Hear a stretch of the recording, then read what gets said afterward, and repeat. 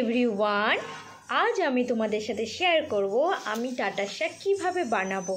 এগুলোকে সুন্দর করে কুচি কুচি করে কেটে নিয়েছি। এরপর আমি এটাকে ধুয়ে নেব। এটাকে ভালো করে ধুয়ে নিয়েছি। এরপর আমি কড়াইতে দিয়ে একটু ভাপিয়ে নেব। এই যে দেখো, সুন্দর করে এটাকে একটু সেদ্ধ হোক, আমি ঢেকে দিলাম। দেখো আমার ভাপানো হয়ে গেছে। এরপর আমি এটা ফোড়ন দেব, মানে এবার শাকটাকে আমি ভালো করে তৈরি করব। গরম হয়ে এসছে। এরপর আমি দিয়ে দেবো সর্ষের তেল। তারপর ফোড়নে দেব শুকনো লঙ্কা আর দেব রসুন।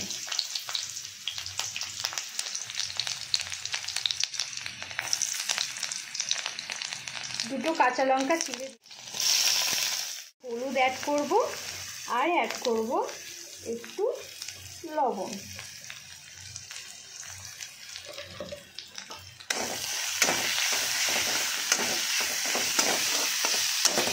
ভালো করে ফ্রাই করে নিতে হবে।